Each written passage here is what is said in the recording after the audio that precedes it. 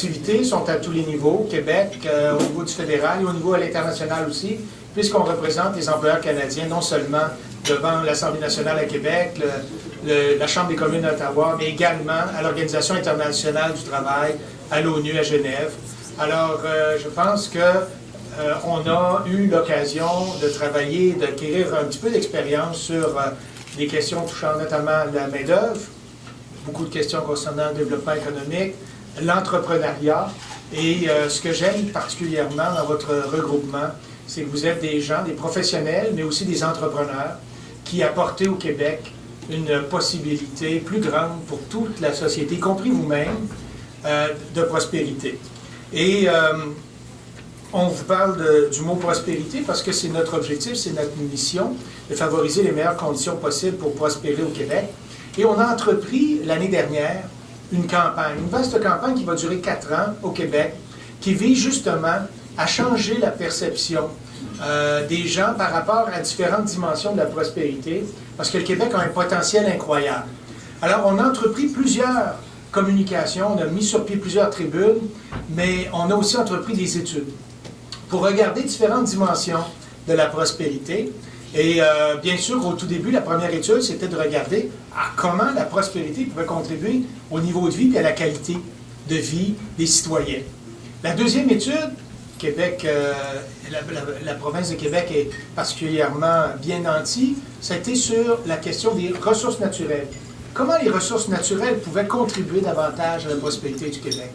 On a comme ça 10 études en cours, et la troisième étude que nous avons publiée, à l'automne, juste avant les fêtes, c'était l'immigration économique. Pour dire à quel point nous croyons que l'immigration économique est importante pour la prospérité. Bien avant toutes sortes d'autres sujets, l'immigration économique a un riche potentiel de prospérité pour le Québec. Alors, je vous invite à aller sur notre site web, cpq.qc.ca, ou sur le site de la campagne, prospérité.québec, parce qu'on a pris cette adresse-là aussi, pour regarder un peu plus en détail l'étude sur la prospérité et surtout la question touchant le riche potentiel de la prospérité, à savoir l'immigration économique. Qu'est-ce qu'on retrouve à l'intérieur de cette étude-là? Bien, les différents aspects de la contribution, non seulement en termes de main-d'œuvre, parce que l'immigration économique, au-delà de l'ensemble de l'immigration au Québec, c'est d'abord et avant tout de la main-d'œuvre qualifiée qui arrive au Québec.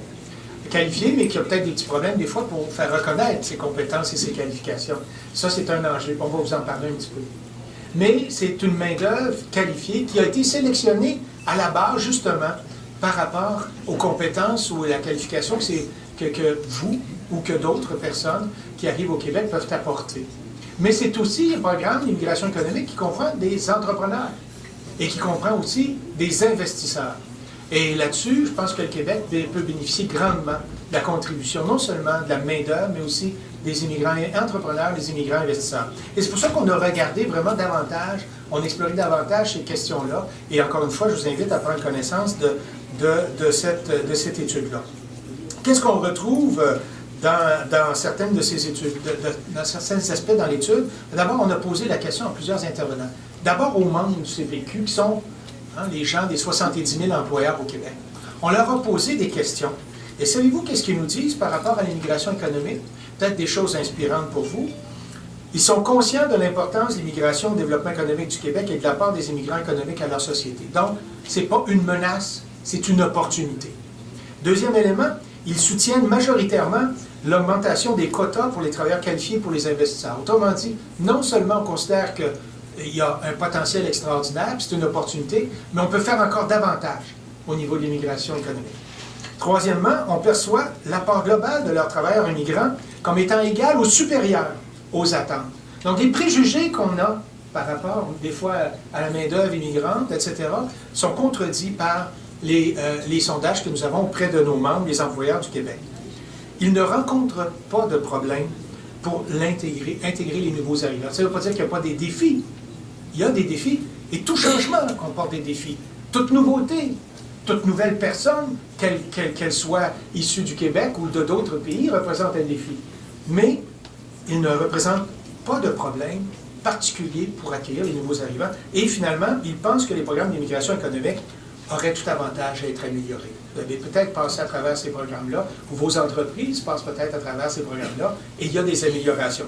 C'est pour ça qu'on a fait aussi des sondages auprès de 2 autres groupes, notamment les spécialistes en immigration au Québec. Qu'est-ce qu'ils nous disent? Ils soulèvent notamment l'importance de réduire de façon significative les délais de traitement de tous les programmes. Alors, les gens m'ont toujours dit, ah, vous savez, j'ai eu la chance de travailler en Europe et en France. On m'a dit, vous savez, par exemple, en France, là, la bureaucratie, c'est énorme. Le Québec, c'est pas plus facile. Il y a de la bureaucratie et c'est là. La lourdeur des formalités administratives et de la paperasse, le support aux demandes par Internet, ainsi que la constance et la transparence des décisions.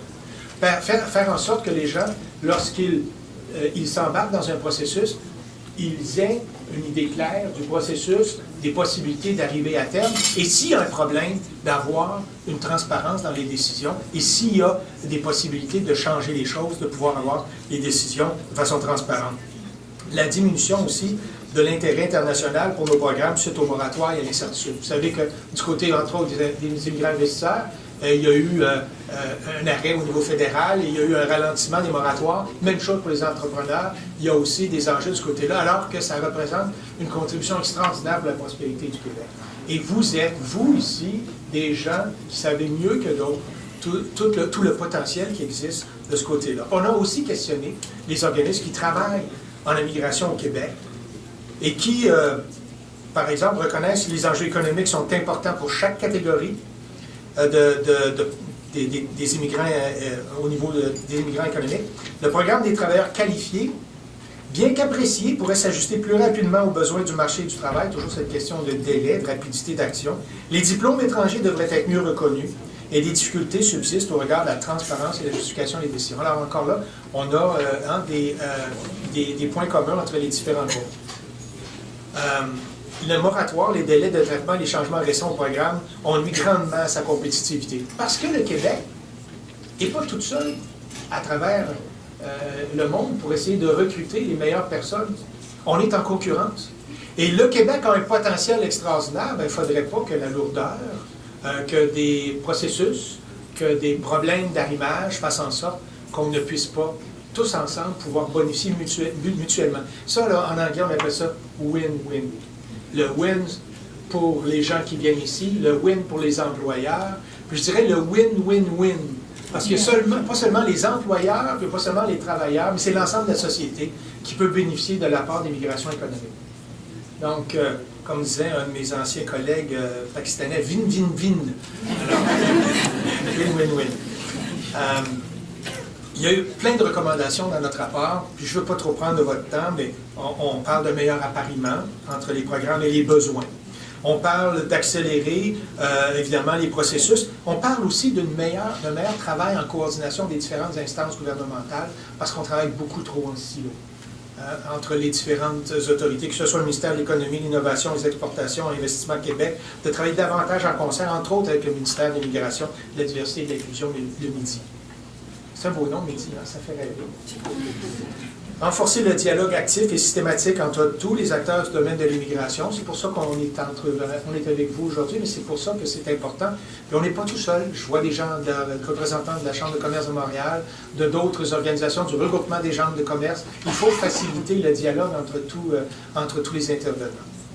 Il faut s'attaquer de fond énergiquement, il faut arrêter d'en parler, il faut agir par rapport aux différents problèmes comme le traitement, les délais et ainsi de suite. S'inspirer des meilleures pratiques à travers le monde parce qu'il existe des réussites, on a besoin de réinventer. Je ne dirais pas ce que M. Hamad a dit, la roue à 4 à 3 boutons. Il a réinventé la roue tout simplement, ou le bouton à 4 trous, bien sûr. Alors, il faut également créer des outils d'accompagnement, mais surtout, il y en a. Il y a un coffre-outils extraordinaire au Québec, mais les gens ne savent pas. Si je vous disais qu'il y a des employeurs qui travaillent de près avec les questions de main-d'œuvre, et que lorsqu'ils arrivent pour embaucher, puis qu'il y a une possibilité d'embaucher un nouvel arrivant, ne connaissaient même pas le programme PRIME.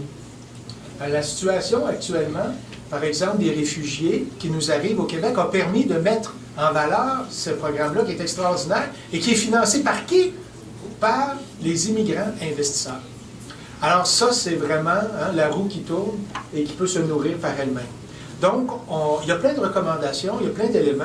Il y a un petit tiré à part qui résume simplement certains aspects à l'arrière. Benjamin ici en a, mais l'étude, de façon plus détaillée, se retrouve sur notre site. On a bien bon espoir chez nous qu'en faisant valoir davantage les aspects positifs, la contribution que l'immigration économique peut apporter au Québec, pour les gens, comme je l'ai dit, pour les employeurs, mais aussi pour l'ensemble de la société, on trouve que c'est important. Tellement important que dans notre hiérarchisation d'études sur la prospérité, ça fait partie de la 3e étude que nous avons faite. On est très fiers de l'avoir fait, parce qu'on y croit beaucoup. Il y a des consultations qui se déroulent présentement à l'Assemblée nationale sur le projet de loi 77 qui touche l'immigration. Il y aura d'autres consultations après ça sur les cibles en immigration au Québec. Alors, je peux vous dire une chose, que chez nous, on y croit. Et comme on dit...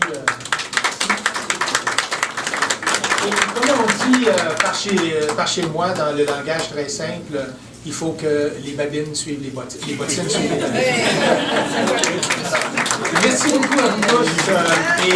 Encore une fois, je n'ai pas mon verre avec moi, mais je voudrais célébrer vos 10 ans en vous souhaitant bien sûr santé, parce que c'est la chose la plus importante, bonheur, parce que c'est tout aussi important, et prospérité, puisque c'est notre.